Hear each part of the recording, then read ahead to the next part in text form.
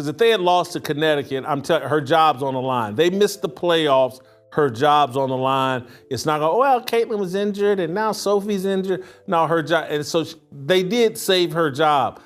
This dump of a league seems to protect anonymous faces over the pretty faces. They protect the players who are injuring the players that people are paying to see. Sophie Cunningham goes down with a brutal knee injury, and instead of outrage or accountability, what do we see? Cathy Engelbert acting clueless, and Stephanie White fake crying like she's on a bad daytime drama. I'm so proud of you. We're proud of you too. Proud of you. I'm so proud of you guys. I know that sometimes it sounds like just a word when we talk about being resilient. 1 minute she's laughing, the next she's pretending to care. Fans aren't fooled. When you slow the replay down, it's impossible to miss. Bria Hartley wasn't just stumbling, she launched into Sophie Cunningham's planted knee. A move like that doesn't happen by accident, it's controlled, and the result was devastating. Sophie immediately collapsed, clutching her leg, while Hartley's reaction wasn't concern, it was a grin. Ask yourself, what kind of professional athlete smiles when their opponent goes down screaming in pain? Analysts have studied similar plays across basketball, and the mechanics of this collision make it clear. Hartley went into Sophie's knee from the outside, applying inward pressure, exactly how an MCL can be torn. This isn't just a freak play. This is the kind of accidental hit that leaves long-term damage. Fans and players alike could see it was intentional, and yet the referees swallowed their whistles like nothing happened. If this was truly an accident, wouldn't Hartley have shown at least some reaction of concern? Instead, she walked away with that smirk, while the Fever lost one of their leaders. That isn't basketball, that's sabotage. And when moments like this aren't punished, they spread like wildfire across the league. The most infuriating part? Nothing happens afterward. Sophie is limping off. Her season possibly in jeopardy, and Hartley faces zero consequences. Not a flagrant. Not an ejection. Not even a harsh word from the refs. And you wonder why fans are fed up.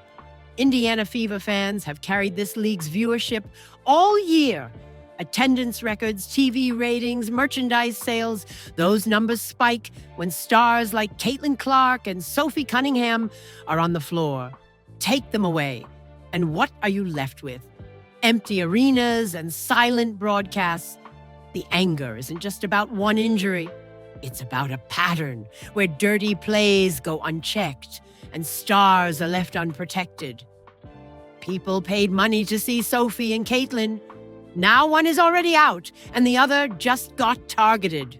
This damn dump. This turd known as the WNBA, they just can't seem to get out of their own way. This concept should be simple to understand. Every other league seems to understand this.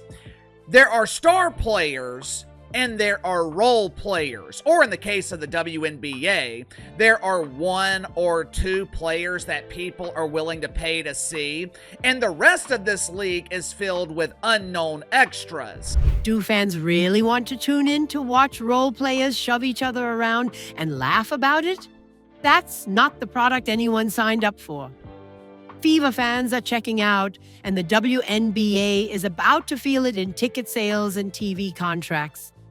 When you protect dirty play instead of protecting your stars, you deserve every bit of that decline. This falls directly at the feet of Cathy Engelbert.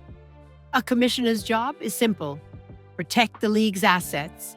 Man, I tagged the WNBA, Cathy Engelbert, and the NBA. We going to just get radio silence from your leagues? Make an example out of one of these people and it will stop. You guys are gutless. And do I think they'll do anything? Of course they won't. Instead, she's creating a hostile work environment where star players are routinely targeted.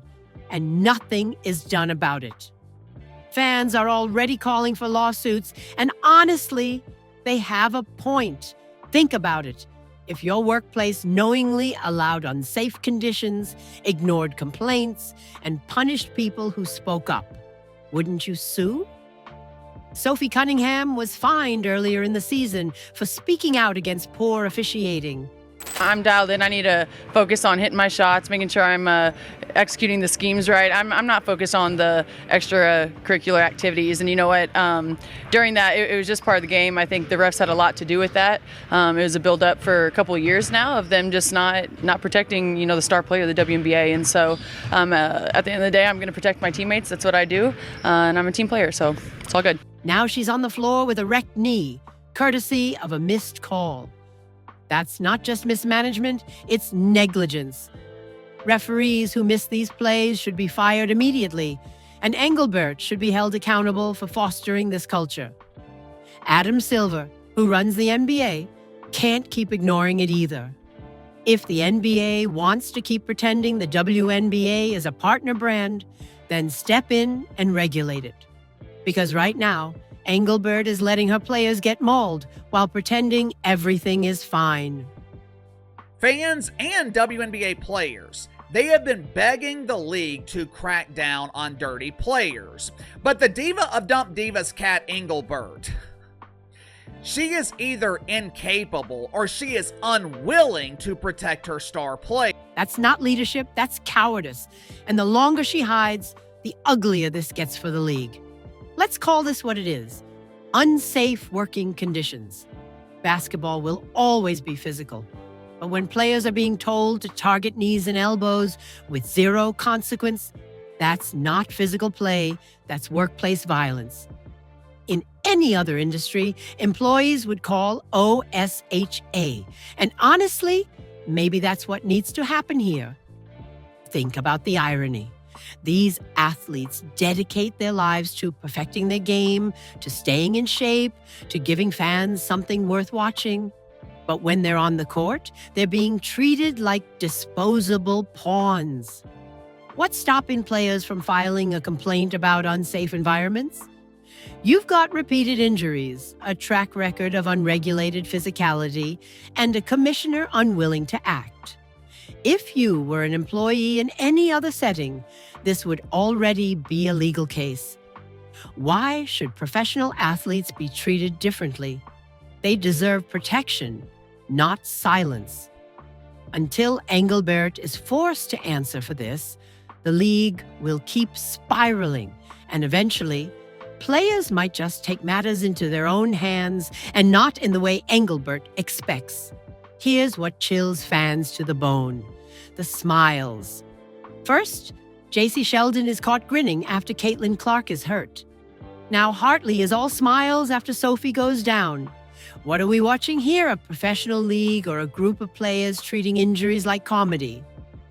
Ask yourself, when was the last time you saw an NBA player laugh at someone tearing a ligament? It doesn't happen because players understand the gravity of career-threatening injuries. But in the WNBA, it's becoming a trend. The optics are terrible. A player writhing in pain, teammates scrambling, fans holding their breath, and in the background, someone smiling. It's not just disrespectful, it's disturbing. You want fans to take your league seriously? Then act serious when careers are hanging in the balance. The fact that multiple players have been caught on camera reacting this way shows a culture problem. It says, we don't care if you're hurt, as long as it benefits us. That's not competition, that's cruelty. And the league is letting it happen in plain sight. Let's be real, without Caitlin Clark and Sophie Cunningham, what does this league have left to sell? Viewership numbers tell the story. Fever games have drawn record-shattering TV audiences. Merchandise tied to Clark and Cunningham has outpaced other teams combined. Attendance spikes when they're in town. Now, both are out. What happens next? Fans aren't tuning in to watch bench players trade turnovers and missed layups. They wanted to see Clark's three-point bombs and Sophie's intensity. Take that away, and suddenly you've stripped the WNBA of the very thing keeping it afloat: star power. This isn't just about basketball. It's about economics. Fans won't buy tickets for a product that feels cheap and unsafe. Networks won't bid big money for games where the stars are sidelined by dirty hits. The league needed this year to be its breakout, but instead, it's imploding. And the blame falls squarely on leadership that chose to protect anonymity over stardom. Fans are walking, sponsors will follow, and the WNBA's momentum could vanish overnight. Then you've got Stephanie White, the same coach who once worked with Hartley, now laughing when asked about Sophie's injury. Think about that for a second. A coach watching her player collapse with a knee injury, and her response is, "Holy shit," followed by laughter. That's not leadership, that's arrogance. And it raises a lot of questions. White coached Hartley in 2023 and 2024. Are we supposed to believe there's no connection here? The optics are bad enough, but combine that with her fake crying afterward. I'm so proud of you. I'm proud of you too. Proud of you. I'm so proud of you guys. I know that sometimes it sounds like just a word when we talk about being resilient, but it's not, man. It's how we live. Yep. It's how y'all live, and it's a tribute to you. It's a tribute to your connectedness, your togetherness, your toughness, your mindset. You never give up gritty attitudes. Like, that's what it takes. And you've got the image of someone pretending to care while secretly enjoying the outcome.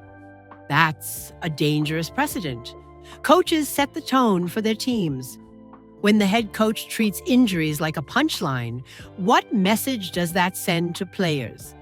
That targeting is acceptable, that injuries are entertainment, that the only thing that matters is the scoreboard. White's reaction exposed more than she realized. It exposed a culture where coaches, players, and leadership are all complicit in ignoring the health of the stars that keep the league alive. When we should really be blaming Stephanie White. Stephanie White has been gifted the two best bucket getters in the league from the guard position. If she doesn't know how to utilize them, if she doesn't know how to give them both room to be the creators that they are, because they're both And here's the theory fans are whispering. Engelbert set this up. Sophie Cunningham embarrassed the league earlier this season by calling out officiating. Suddenly, against Connecticut, she's on the ground, and Hartley Engelbert's enforcer, coached by White, is the one delivering the hit. Coincidence? Doesn't look like it. Every time the Fever face the sun, someone gets hurt. Every single time. It's almost too consistent to be chance. And then there's Engelbert's silence. She hasn't stepped in, hasn't demanded an investigation, hasn't punished anyone. Why? Because this works in her favor. Sophie challenged her authority, so Sophie gets taken out. Meanwhile, Hartley smirks, White laughs, and fans are left furious. If that doesn't look like a setup, what does? The sad part is that the league isn't even trying to hide it anymore. The silence speaks volumes, and the pattern keeps repeating. You don't have to believe in conspiracies to see the obvious. The commissioner benefits when outspoken stars disappear.